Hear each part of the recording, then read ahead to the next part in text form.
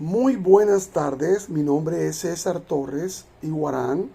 Les vengo a exponer el tema La resurrección de Cristo con enfoque apologético. La resurrección demostró que Cristo era divino.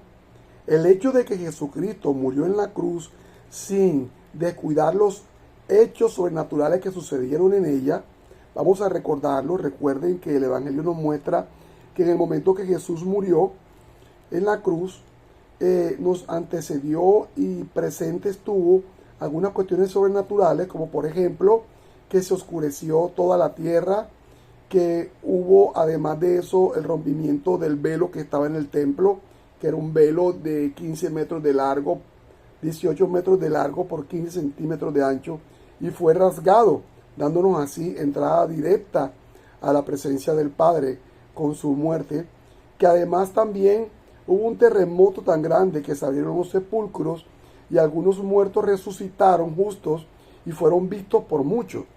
Eso es un hecho sobrenatural tremendo, pero que al no creyente no le prueba de que Dios haya muerto y haya resucitado, porque para que haya resucitado tuvo que haber muerto primero. Pero Jesús demostró su deidad cumpliendo las profecías sobre su muerte y resurrección que anteriormente ya se habían escrito sobre él en todos los libros bíblicos. Vemos que la iglesia de Hechos de los Apóstoles se basó en dos bases principales. Primero, que Cristo resucitó, y segundo, que está vivo para siempre. Pero bueno, los no creyentes dicen, eso lo dice la iglesia, eso lo dicen los que creen en Jesucristo, pero a nosotros, ¿qué nos confirma? Aparte de la Biblia, de que sí hubo una resurrección, de que no fue un invento de los cristianos de la época, una leyenda o algo así.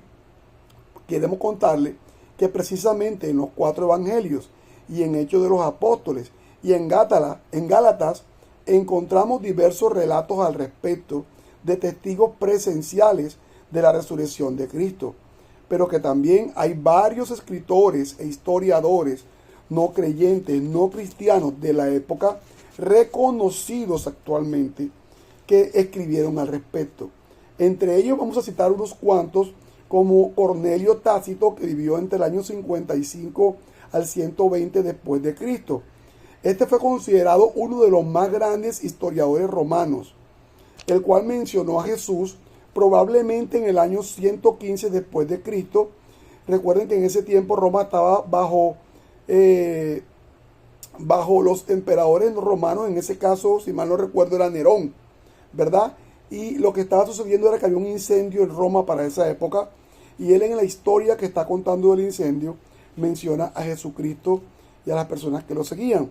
También tenemos al historiador Gayo Suetonio Tranquilo, que vivió entre el 117 y el 158 después de Cristo, historiador romano también, que además era guardián de los archivos más importantes del emperador, los archivos reales.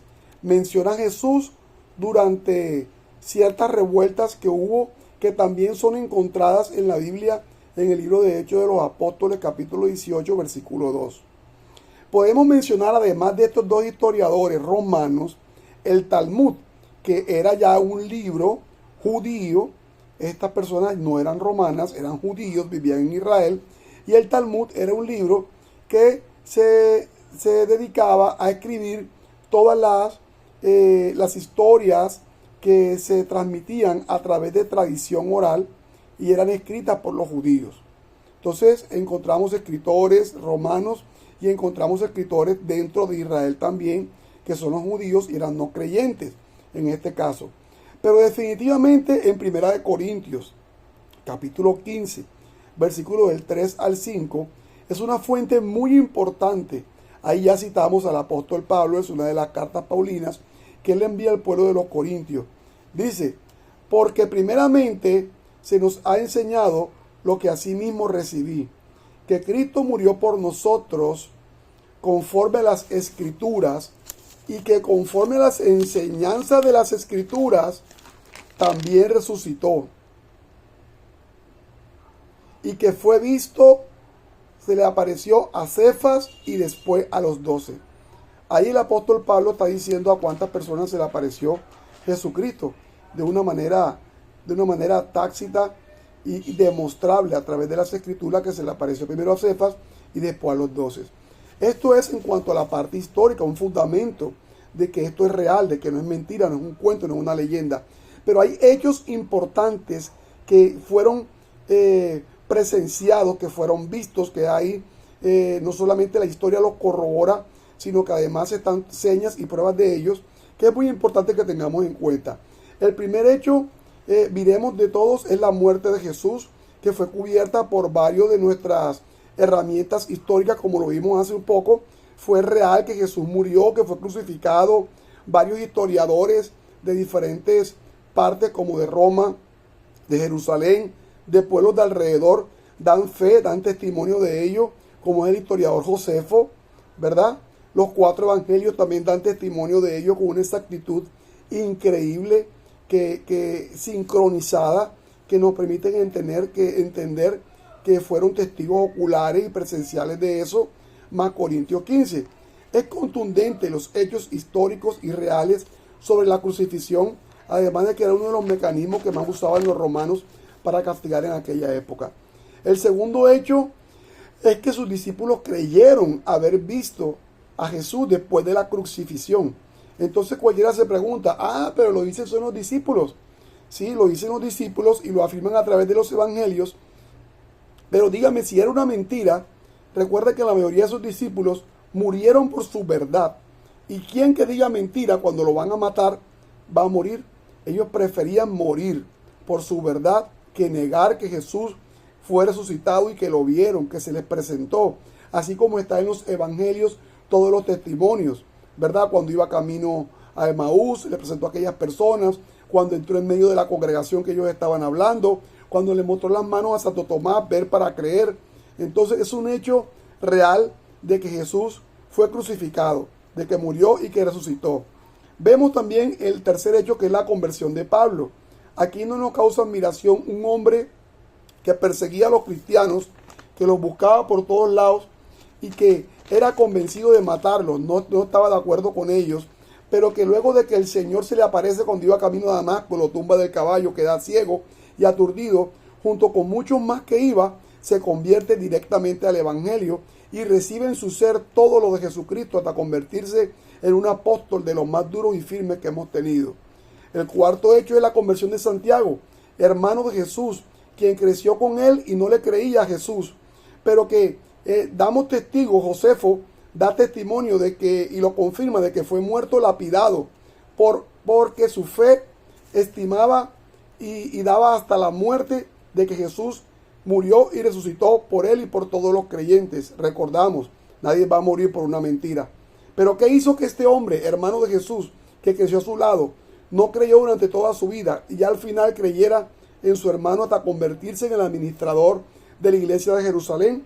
Lo encontramos también en 1 Corintios 15:7. El apóstol Pablo dice, luego se le aparece a Santiago y después a todos los apóstoles. Una vez se le apareció a Santiago, Santiago creyó. Y a partir de ahí se convierte en administrador de Jerusalén. Hecho importante, hecho quinto, la tumba está vacía. Hasta ahora, la tumba de Jesús permanece vacía.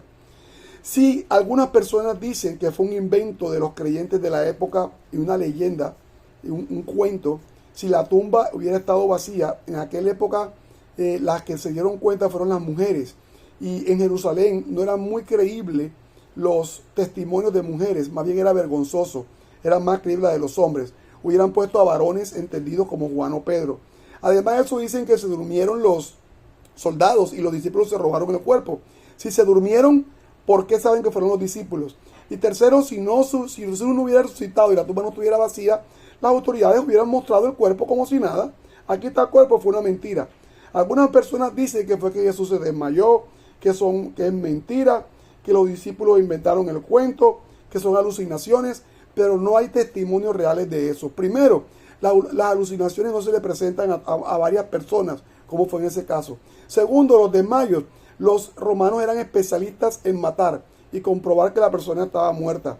Así que es fehaciente que Jesús murió por nosotros, que resucitó y que está sentado a la derecha del Padre y que ha de venir prontamente por todos nosotros. Dios bendiga la resurrección de Jesucristo.